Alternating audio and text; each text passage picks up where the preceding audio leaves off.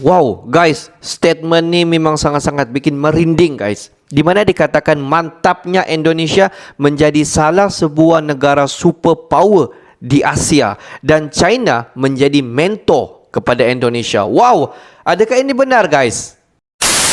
Hello guys, bismillahirrahmanirrahim. Assalamualaikum warahmatullahi wabarakatuh. Allahumma salli ala Sayyidina Muhammad wa ala ali Sayyidina Muhammad. Guys, selamat datang ke Musa Channel. Ini adalah channel YouTube aku, Musa bin Muhammadin Channel. Kepada subscriber, kepada viewer di luar sana yang baru sahaja terjumpa Musa Channel, jangan lupa guys untuk memberi sokongan kalian kepada channel ini dengan menekan ataupun klik tombol subscribe, like dan komen di bahagian komentar di bawah.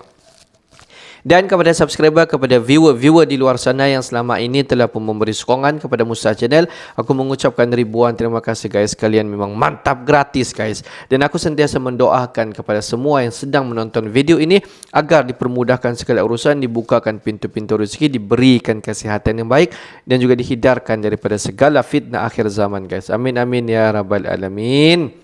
Guys, seperti biasa, hari ini kita akan buat sedikit lagi video reaction di channel Bagi-Bagi. Dan kalau kita tengok judul video yang kita react hari ini, di mana dikatakan mantapnya Indonesia menjadi sebuah negara superpower di Asia dan China mentornya. Wow, jom guys, kita tonton dulu video ini. Seperti biasa, di hujung nanti baru kita akan bagi sedikit kita punya respon mengenai video ni guys. Apa-apa pun jom kita semak dulu video ni.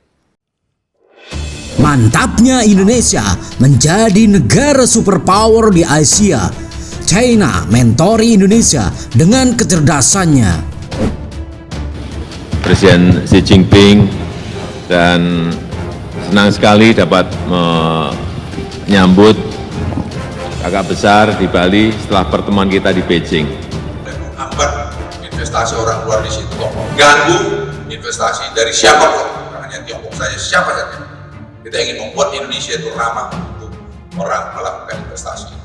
Saya juga harus fair, bahwa siapapun investasi Indonesia harus saling menguntungkan, dan harus ada teknologi transfer, harus ada dari pendidikan, harus memajukan pendidikan, dan itu semua bisa diakomodasi. Dan kalau itu diakomodasi, ya sudah, itu yang kita mau. 有利于维护香港根本利益，有利于维护广大香港同胞根本利益。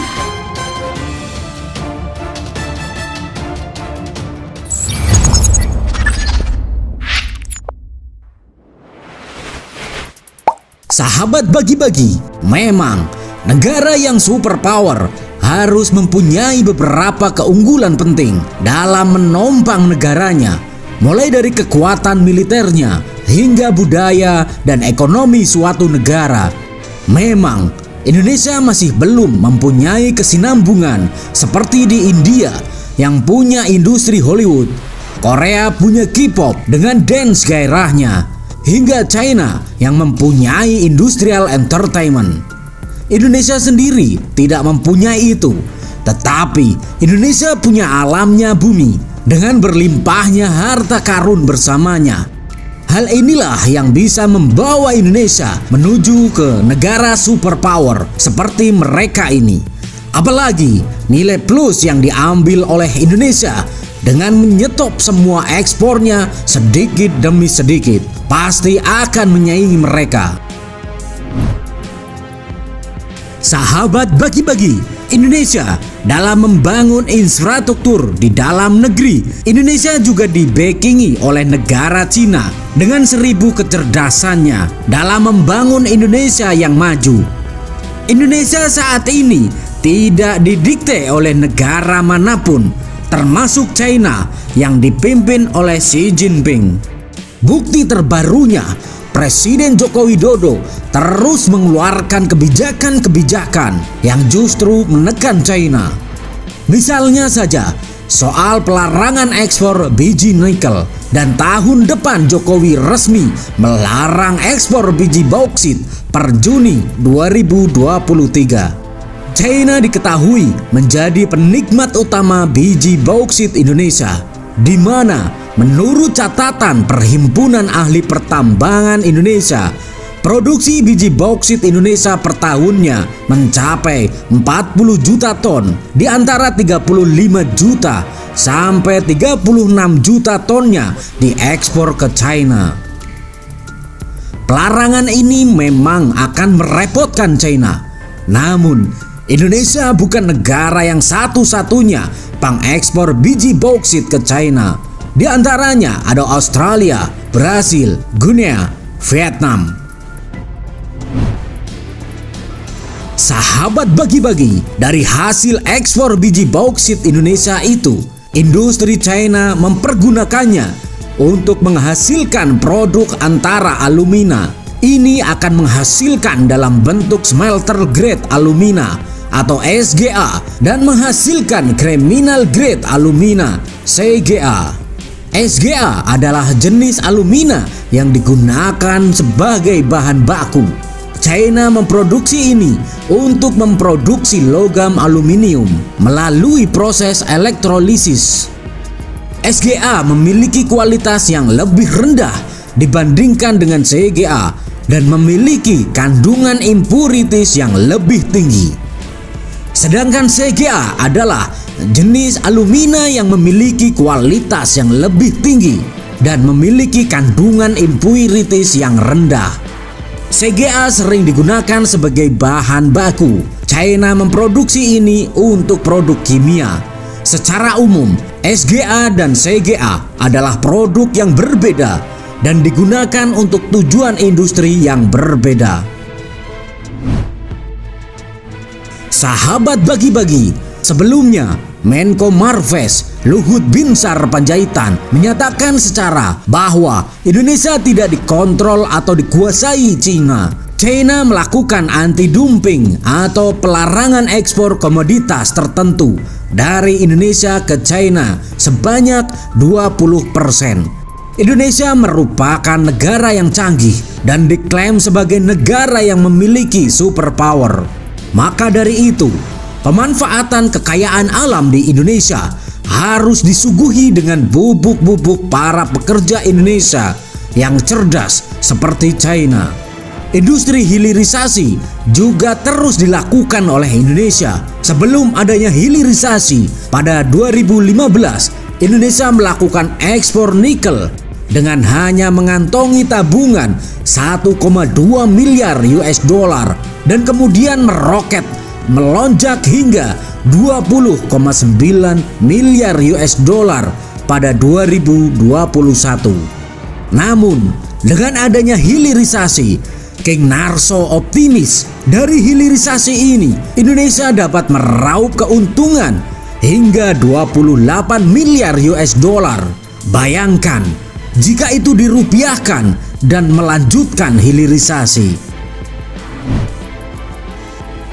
Sahabat bagi-bagi, Indonesia mungkin akan memasuki musim seminya jika Indonesia berfokus pada alam Indonesia yang berlimpah ini. Jujur saja, langkah Indonesia yang menyetop semua ekspornya adalah langkah yang bagus untuk menjadi negara maju. Tetapi ingat satu hal, masih ada asong yang hidup di negeri ini, yang merupakan oknum ingin meruntuhkan negeri ini. Dengan adanya kesadaran para anak muda, pastinya Indonesia jauh lebih maju jika ingin membasmi para pengkhianat negeri ini. Satukan perjuangan, karena tidak ada kemenangan tanpa ada pengorbanan. Korbankan waktu kalian untuk belajar. Jangan tiru tetangga kalian yang sukanya tidur dan nyinyir terus ke kalian. Semoga Indonesia merdeka seutuhnya. Merdeka! Hurra!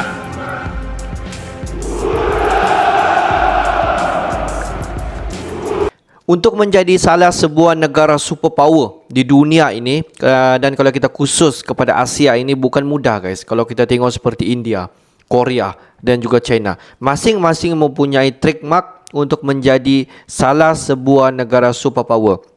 Kalau kita tengok negara India dikenali sebagai negara Hollywood. Dan kalau kita tengok negara India yang sedang berkembang sekarang dalam pelbagai aspek. Dan kalau kita tengok Korea, sebagai trademark dia adalah dikenali sebagai K-pop. Dan negara Korea pun secara perlahan menjadi salah sebuah negara yang dikenali di dunia. Dan siapa yang tidak kenal dengan China?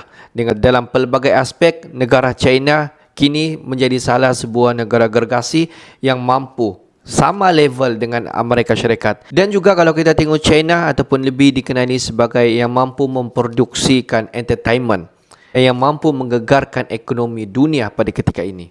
Kalau kita fokus kepada Indonesia, apa yang Indonesia ada yang mampu dinaikkan untuk menjadi salah sebuah negara superpower di dunia? Sudah pasti Indonesia mampu dikenali sebagai negara yang mempunyai alam semula jadi yang mampu untuk memproduksikan bahan semula jadi yang terbanyak ataupun terbesar di dunia, iaitu negara Indonesia. Indonesia mampu untuk memproduksikan dalam pelbagai produk ataupun bahan-bahan semula jadi di Indonesia. Kalau kita tengok seperti nikel, bauxite, apa lagi, biji timah, tembaga dan banyak lagi guys. Dan kita tengok Indonesia mengekspor bahan-bahan semula jadi di Indonesia ini satu dunia. Semua negara di dunia ini memerlukan bahan mentah daripada Indonesia. Dan banyak persoalan yang dikatakan kenapa tidak ekspor saja negara-negara yang lain yang mampu untuk memproduksikan bahan mentah. Untuk pengetahuan semua, Indonesia mampu untuk menghasilkan satu bahan mentah yang kualitas dia tidak sama dengan negara-negara yang lain, dan Indonesia mampu untuk memproduksikan ataupun mampu untuk mengekspor dalam satu jangka masa yang panjang. Itulah Indonesia guys. Dan kalau kita tengok nilai ekspor per tahun ataupun per tan yang diproduksikan oleh Indonesia, memang sangat-sangat banyak guys. Kalau kita tengok melebihi daripada expectation Indonesia ataupun pemimpin Indonesia sendiri. Sebab itulah kenapa Indonesia stop untuk memproduksikan ataupun untuk mengekspor bahan secara bulat semula jadi daripada Indonesia keluar daripada Indonesia. Selepas daripada itu, Indonesia melakukan satu konsep realisasi dan barulah mengekspor barang yang sudah siap keluar daripada Indonesia. Dan konsep ini diterapkan pada tahun 2023 kepada negara-negara yang menjadi kebiasaan Indonesia ekspor, iaitu negara-negara Amerika Syarikat dan juga China. Dan apa akan terjadi? Jom kita sama-sama menanti saat tahun 2023 ini, apakah nilai ekspor di Indonesia akan jatuh ataupun nilai ekspor di Indonesia akan terus meningkat, akan terus drastik peningkatan dia. Pendapat kalian semua bagaimana? Okeylah guys, untuk hari ini sampai di sini saja sedikit information daripada Musa Channel. Dan kepada subscriber, kepada viewer di luar sana yang belum lagi klik button subscribe, please guys to klik button subscribe, like dan komen di bahagian komentar di bawah. Akhir kata daripada Musa Channel, thanks for watching my video. Assalamualaikum warahmatullahi wabarakatuh guys. See you the next video guys.